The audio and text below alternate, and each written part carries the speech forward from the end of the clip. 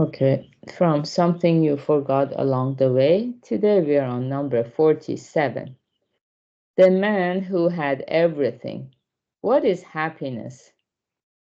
American Wallace H. Carothers, 1896 to 1937, invented nylon, a revolutionary new textile that was soon used to produce stockings of dramatic resiliency. His employers at DuPont rewarded their brilliant chemist with exceptional treatment. For as long as he lived, wherever he traveled, and whatever five-star restaurant he chose to eat in, the company agreed to shoulder the cost. Undoubtedly, they were happy to do this if it kept their star employee from being wooed away by other firms. If he became disgruntled and leaked the secret of nylon manufacture to a competitor, they would suffer a devastating loss. The cost of a lifetime of travel and fine dining must have seemed a small price to pay. Despite this promise of a life of ease, Carothers killed himself at the young age of 41. In a tropical country, an American scolded a native who spent all his time napping under a palm tree. "Stop being so lazy," he lectured him sternly. "Why don't you get a job and make yourself some money?" "What would I do with money?" "Save it in the bank, and before you know it, you'll have a big pile." "What would I do with a big pile of money?" "Build a fine house for yourself. Then if you made more money, you could have a villa." "What would I do with a villa?" "You could go out in the garden and take nap under a palm tree." "I already am napping under a palm tree." What is human happiness? The American in the story above expounds the view promoted by humanity in general. Carothers' story clearly demonstrates the futility of this philosophy. Okay. Yeah, so in Pure Land Buddhism, our school, so our meditation is more like listening meditation. We listen to the Dharma and meditate or contemplate on what that means.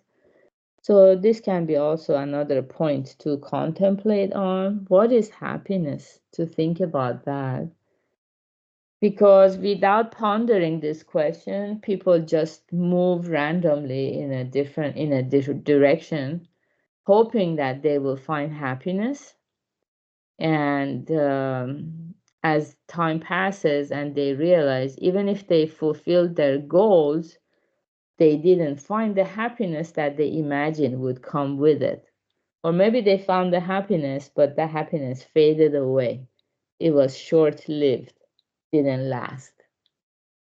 So it's very important to think about it and listen to the Dharma like we're listening now. So as we listen here, we begin to see, even if this person, Carothers, all his food costs and travel costs were paid by the company, that's not enough to make us happy. If our basic needs are met, that's not enough, because we are not just a physical existence who has to eat and find a safe place, warm place to sleep in.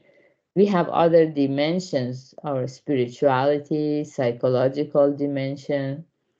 And yeah, so all these are very important, not just one aspect of it. But I think a lot of people focus on just one or two dimensions of human needs, and they ignore the more important dimension, which is, well, why even to go through all of this?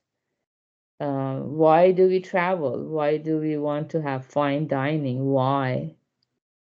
So without knowing the why or having a proof whether it really brings us happiness or not, we're just like spinning our tail, just going round and round without really accomplishing our long cherished goal of finding true happiness. And the second story too, yeah, so the native is already enjoying himself, relaxing, but the American businessman wants to work hard, save a lot of money, and then you can enjoy yourself in the garden. So it kind of teaches us how shallow of a view of a happiness this can be. I mean, some of it is, yeah, if you don't work hard, you cannot enjoy the time you want to relax because of relative happiness.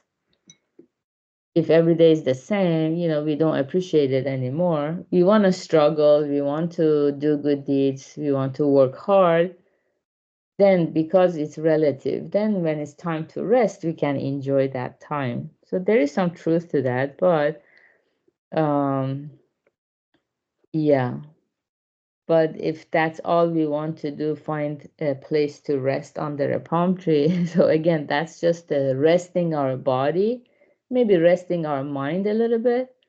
But there is again we are ignoring our spiritual dimension, which is why are we here in the first place, and why we have to leave this world as we know it, and we are so familiar with it, the spiritual dimension. So Buddhism is helping us with that spiritual dimension, which is we've been transmigrating life after life after life, being in delusions of the heart, being lost, and we can find the way out as we see the difference between this darkness and the light.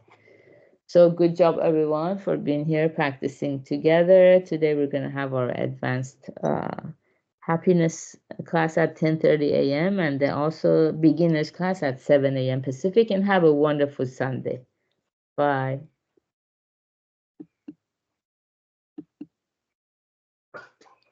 Okay, thank you. Thank you, Gary. Bye, everyone.